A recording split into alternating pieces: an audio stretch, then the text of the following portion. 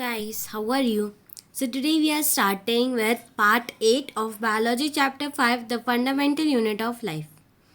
Part 8, lysosomes and mitochondria. तो हमने cell organelles में अभी तक सिर्फ दो ही सेल ऑर्गेनल्स कवर किए हैं. वो है endoplasmic reticulum and Golgi apparatus. हमने एंडोप्लाज्मिक रेटिकुलम को एक नाम दिया था सिर्फ मेमोराइज करने के लिए, मैन्युफैक्चरिंग यूनिट, और गोल्जी apparatus को पैकेजिंग और डिस्पैचिंग. ये दोनों नाम सिर्फ मेमोराइजिंग के लिए थे. पर आज जो हम लोग लाइसोसोम्स और माइटोकॉन्ड्रिया पढ़ेंगे उसके जो नाम है ना, वो मतलब नाम जैसे लाइसोसोम्स का सुसाइड वैक्स और माइटोकॉन्ड्रिया का पावर हाउस, वो नाम से उसको बुलाया जाता है. ठीक है, वो मेमोराइज के लिए भी है और नाम बुलाया भी जाता है. ठीक है, so starting with lysosomes. Lysosomes है ना साइटोप्लाज्म में प्रेजेंट होता है. सारे सेल ऑर्गेनल साइटोप्लाज्म में ही प्रेजेंट होते हैं, ये हमने पढ़ा है. लाइसोसोम्स में ना ये ऐसा small small dotted like structure है. ठीक है, अब उसका स्ट्रक्चर कैसा है. Lysosomes are membrane bound sacs filled with digestive enzymes. These enzymes are made by RER. तो लाइसोसोम्स है ना मेम्ब्रेन बाउंड एक सैक है. एक मतलब लाइसोसोम्स के अंदर ना कुछ फ्लूइड सब्सटेंस भरा है, मतलब उसमें कुछ ऐसा भरा है कि मतलब वो है ना डाइजेस्टिव, मतलब उसमें भरा है डाइजेस्टिव एंजाइम. और हमें पता है कि एंजाइम्स जो मतलब हमारे जो प्रोटीन है लिपिड है वो मतलब एंजाइम्स भी मतलब बनाते हैं. तो वो एंजाइम्स है ना वो मतलब RER से बनता है. ठीक है, लाइसोसोम से एक मेम्ब्रेन बाउंड एक सैक है जिसमें पूरा डाइजेस्टिव एंजाइम भरा है. ठीक है, और डाइजेस्टिव एंजाइम क्या करेगा, उसका फंक्शन, तो उस फंक्शन के हिसाब से हम उसको बोलेंगे suicide bags. Suicide bags memorize करने के लिए भी, और मतलब उसको हम लोग लाइसोसोम्स को सुसाइड वैक्स बोलते भी हैं. एग्जाम में क्वेश्चन आता है why lysosomes are known as suicide bags, ये क्वेश्चन आता है. ठीक है, और अगर मेमोराइज करने के लिए दूसरा नाम भी हम दे सकते हैं कि गार्बेज बैग्स. अब उसको गार्बेज बैग्स क्यों बोला, सुसाइड बैग्स क्यों बोला, वो तो ऐसा है ना मतलब सेल ऑर्गेनल्स को वो खुद के ही मतलब सेल को डाइजेस्ट कर जाता है. इतना सोचो डेंजरस है, पर ऐसा हर केस में नहीं होता है, वो हम आगे पढ़ेंगे. फंक्शन उसका देखो, स्ट्रक्चर में मेम्ब्रेन बाउंड सैक है जिसमें डाइजेस्टिव एंजाइम फिल है, और जो वो डाइजेस्टिव एंजाइम्स RER ने बनाए हैं. ठीक है, जो डाइजेस्टिव एंजाइम्स RER ने बनाए हैं. ठीक है, ये तो हुआ उसके स्ट्रक्चर की बात. अब हम उसको बोलते हैं सुसाइड बैग्स. अब उसके फंक्शन पे आते हैं. फंक्शन में क्या है, lysosomes are a kind of waste disposal system of the cell. Waste disposal system मतलब जो भी सेल के अंदर जितना भी वेस्ट है वो उसको डाइजेस्ट करेगा. लाइसोसोम्स सेल के अंदर जितना भी वेस्ट है वो लाइसोसोम्स वेस्ट को डाइजेस्ट करेगा, क्योंकि मतलब लाइसोसोम्स के अंदर बहुत ही स्ट्रॉन्ग डाइजेस्टिव एंजाइम्स होते हैं. ठीक है, lysosomes help to keep the cell clean by digesting any foreign material as well as worn out cell organelles. Suppose कि हमारे सेल के अंदर कुछ मतलब फालतू चीज़ घुसी, फॉर एग्जाम्पल एनी बैक्टीरिया. ठीक है, कोई भी बैक्टीरिया हमारे सेल के अंदर घुसा, तो वो बैक्टीरिया को है ना लाइसोसोम्स डाइजेस्ट कर जाएगा. और सपोज लो हमारा कोई भी सेल ऑर्गेनल डैमेज हो गया, ख़राब हो गया, वो भी उसको मतलब डाइजेस्ट कर लेगा. सपोज एंडोप्लाज्मिक रेटिकुलम डैमेज हो गया, गोल्जी apparatus डैमेज हो गया, माइटोकॉन्ड्रिया डैमेज हो गया. ठीक है, जो भी चीज़ मतलब डैमेज हुई या मतलब कोई फालतू चीज़ घुसी सेल के अंदर, कोई भी फालतू चीज़ एंटर हुई सेल के अंदर, या कोई डैमेज सेल ऑर्गेनल्स हैं, वो लाइसोसोम्स है ना वो सब चीज़ों को डाइजेस्ट करेगा. ठीक है, उसमें मतलब वो है ना मतलब वो साफ सफाई करता है पूरे सेल की. हर एक लाइसोसोम्स पूरे सेल की साफ सफाई करते, एकदम उसको नीट एंड क्लीन बनाता है सेल को. ठीक है, सब साफ सफाई करता है. तो कोई भी फॉरेन सब्सटेंस घुसा सेल के अंदर या कोई मतलब कुछ चीज़ डैमेज हुई सेल ऑर्गेनल कोई भी, वो उसको डाइजेस्ट कर लेगा। देखिए जितना भी वेस्ट है वो उसको डाइजेस्ट कर लेगा।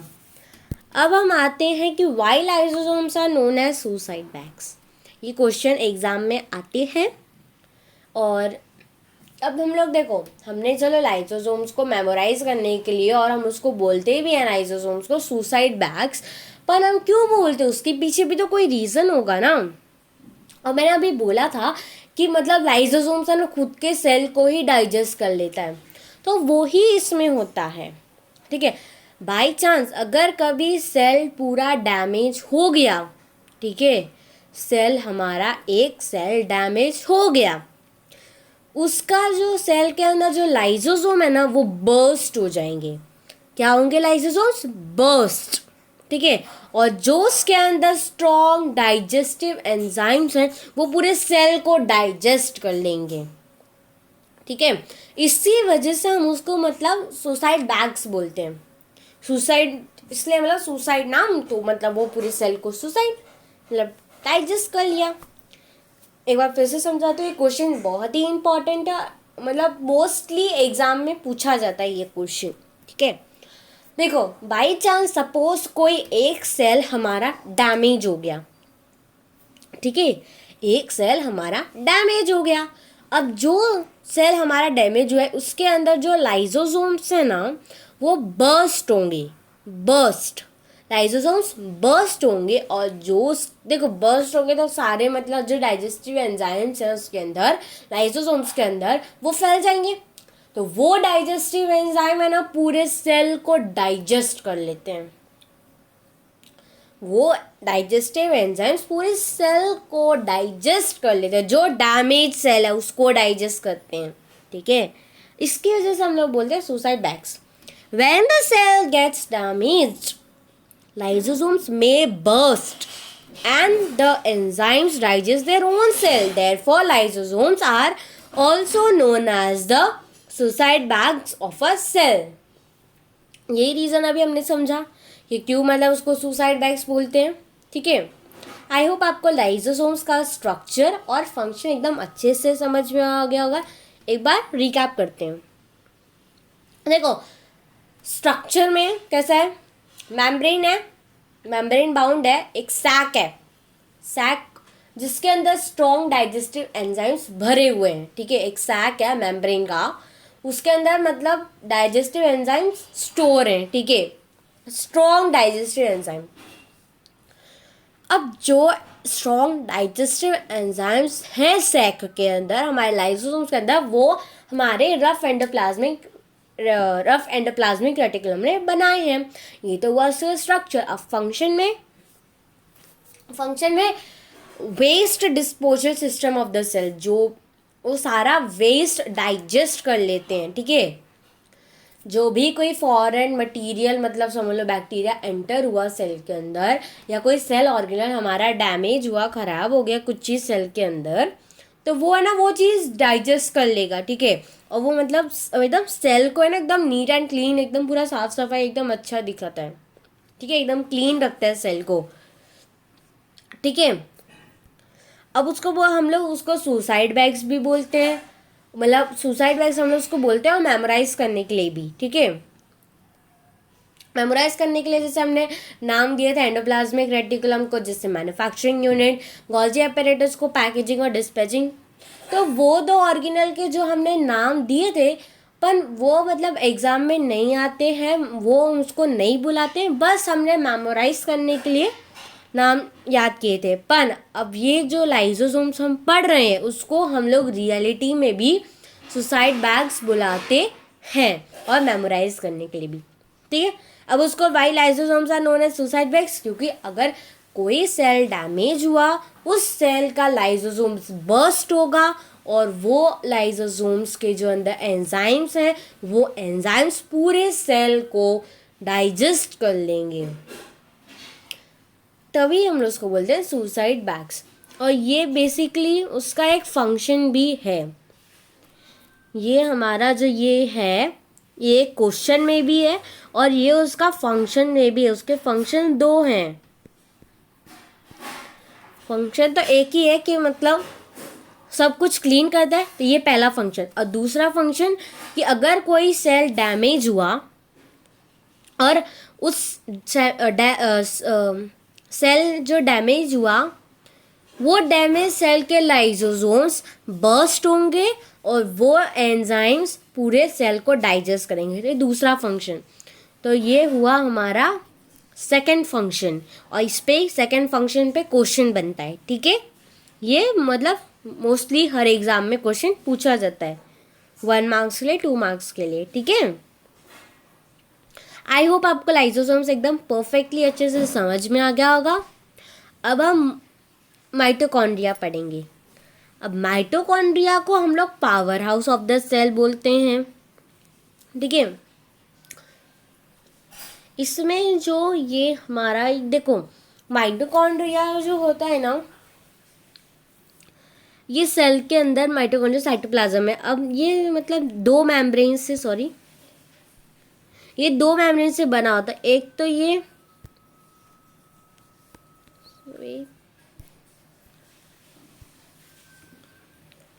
तो ये हमारा ये आउटर मेम्ब्रेन। ठीक है, और ये जो फोल्डेड वाला है ना वो हमारा इनर मेम्ब्रेन। ठीक है, अभी इनर मेम्ब्रेन बहुत डीपली फोल्डेड है और जो आउटर मेम्ब्रेन है उस पर स्मॉल स्मॉल पोर्स होते हैं। ठीक है, आउटर वाले पे स्मॉल स्मॉल पोर्स होते हैं और इनर वाला बहुत डीपली फोल्डेड है। ठीक है, माइटोकॉन्ड्रिया को हम लोग powerhouse of the cell बोलते हैं और इसको हम लोग रियलिटी में बुलाते हैं। मेमोराइज करने के लिए भी यही है। सपोज पावर हाउस क्यों बुलाते हैं मन, जैसे पावर हाउस से हमारे मतलब होम तक, घर तक लाइट पहुंचती है, उसी की वजह से हम काफ़ी चीज़ें लाइट कर सकते हैं। ठीक है, तो वैसे ही मतलब वो एनर्जी फॉर्म होता है। तो मतलब जो हमारे सेल को पूरी मतलब जो भी हमारे फंक्शंस होते हैं, सेल हमारा एक्टिविटीज़ करता है, उस सेल को हमारे लिए एनर्जी चाहिए होती है ना, तो वो एनर्जी माइटोकॉन्ड्रिया से ही मिलती है। तभी हम उसको powerhouse of the cell बोलते हैं। जैसे पावर हाउस होता है वहीं से एनर्जी होती है, एनर्जी मिलती है, तो हमारे घर की लाइट सब, रेफ्रिजरेटर, टीवी सब ऑन होते हैं। ठीक है, वैसे ही हमारा जो सेल हमारे जो मतलब फंक्शन करता है, सब एक्टिविटीज़ वही कैरी आउट करता है। हम पढ़ चुके हैं कि वो basic structure fundamental unit of life है, तो उसको भी तो एनर्जी चाहिए होगी ना। तो वो एनर्जी कहाँ से मिलेगी उसको, माइटोकॉन्ड्रिया से। ठीक है, अब आता है उसके स्ट्रक्चर पे। स्ट्रक्चर में वही कि दो मेम्ब्रेन से बना है और जो आउटर मेम्ब्रेन है वो बहुत पोरस है और इनर मेम्ब्रेन बहुत डीपली फोल्डेड है। ठीक है, mitochondria two membrane coverings instead of just one. दो कवरिंग होती हैं। The outer membrane is very porous while the inner membrane is deeply folded. वही कि outer membrane बहुत porous है, उस पर pores हैं, और जो inner membrane बहुत deeply folded है. These folds create large surface area for ATP generating chemical reactions. ये हम आगे पढ़ेंगे तब आपको ATP समझ में आएगा। अब उसके फंक्शन, हमारे स्ट्रक्चर तो हमने बात कर ली, अब उसके function. The energy required for various chemical activities needed for life is released by mitochondria in the form of ATP, adenosine triphosphate molecules. ATP is known as the energy currency of the cell. अब देखो वही point आ गया ना कि हमारे मतलब हमारे cell जो भी एक्टिविटीज़ करता है हमारी लाइफ के लिए, भाई वो कैसे करेगा, उसको भी तो एनर्जी चाहिए होगी। जैसे हम बोलते हैं ना कि हमको एनर्जी चाहिए होती है, तो हमको एनर्जी चाहिए होती है मतलब सेल को एनर्जी चाहिए होती है। ठीक है, तो सेल को एनर्जी चाहिए सारी मतलब एक्टिविटीज़ मतलब करने के लिए, तो वो मतलब एनर्जी कहाँ से आएगी, तो माइटोकॉन्ड्रिया है हमारे सेल में, उसको हम पावर हाउस बोलते हैं। वो मतलब एनर्जी रिलीज करता है। वो भी कौन से फॉर्म में, एटीपी के फॉर्म में, एडिनोसाइन ट्राइफॉस्फेट। उस फॉर्म में वो एनर्जी रिलीज करता है, तब वो सेल को देता है, तो सेल हमारी सारी एक्टिविटीज करता है। ठीक है। और जैसे पेट्रोल सॉरी कोई मतलब व्हीकल चलाने के लिए हमें पेट्रोल डीजल की मतलब ज़रूरत होती है। कोई कंट्री में उस कंट्री की पर्टिकुलर करेंसी चाहिए होती है, ठीक है ना। पर ऐसा नहीं, हमारे सेल को पेट्रोल डीजल या कोई करेंसी नहीं चाहिए होती है। हमारे सेल को जो एनर्जी चाहिए होती है वो एटीपी के फॉर्म में होती है। तो एटीपी ही मतलब उसको energy currency of the cell बोलते हैं। ठीक है। एटीपी को 1 मार्क के लिए आ सकता है, सॉरी ऑब्जेक्टिव में आ सकता है कि which of the following is known as energy currency of the cell. तो उसका आंसर होगा एटीपी। मतलब माइटोकॉन्ड्रिया एटीपी के फॉर्म में ही एनर्जी रिलीज करता है और वो सेल को देता है, और उसी से हमारी सेल एक्टिविटीज सारी कैरी फॉरवर्ड करती हैं। ठीक है। Mitochondria strange organelles in the sense that they have their own DNA and ribosomes. Therefore, mitochondria are able to make some of their own proteins. अब देखो, जब हम एंडोप्लाज्मिक रेटिकुलम पढ़ रहे थे तो वहाँ पे हमने पढ़ा था कि जहाँ पे भी राइबोसोम्स प्रेजेंट होंगे, जहाँ पे भी राइबोसोम्स प्रेजेंट होंगे वहाँ प्रोटीन हमेशा मैन्युफैक्चर होगा। जहाँ पे भी मतलब राइबोसोम्स होंगे वहाँ पे हमेशा प्रोटीन मैन्युफैक्चर होगा। तो इसमें क्या है कि माइटोकॉन्ड्रिया बहुत स्ट्रेंज ऑर्गेनल्स हैं। अब वो कैसे कि मतलब क्यों, कुछ डिफरेंस होगा ना, तभी तो स्ट्रेंज होंगे ना सारे ऑर्गेनल से। वो है ना, उसमें खुद का डीएनए और राइबोसोम्स हैं। वो तो एंडोप्लाज्मिक रेटिकुलम पे भी है, एंडोप्लाज्मिक रेटिकुलम में भी है, पर बाकी सारे ऑर्गेनल्स में थोड़ी ना है। तो इसलिए वो डिफरेंस है एक कि क्यों स्ट्रेंज ऑर्गेनल्स है। तो पहला कि वो मतलब उसमें खुद के डीएनए और राइबोसोम्स हैं, और राइबोसोम्स होने की वजह से माइटोकॉन्ड्रिया खुद का प्रोटीन मैन्युफैक्चर कर सकता है। ठीक है। Therefore mitochondria are able to make some of their own proteins. हमने पढ़ा था कि जहाँ पे भी राइबोसोम्स प्रेजेंट होंगे वहाँ तो प्रोटीन मैन्युफैक्चर होना ही होना है। ठीक है। तो स्ट्रेंज ऑर्गेनल्स में क्या डिफरेंस हुआ कि पहला तो डीएनए और प्रोटीन है, डीएनए और राइबोसोम्स हैं उसके खुद के। ये ऐसा हर सेल ऑर्गेनल में नहीं होता है, सिर्फ एंडोप्लाज्मिक रेटिकुलम में तो है, रफ ईआर में, तभी उसका नाम दिया है रफ, राइबोसोम्स की वजह से।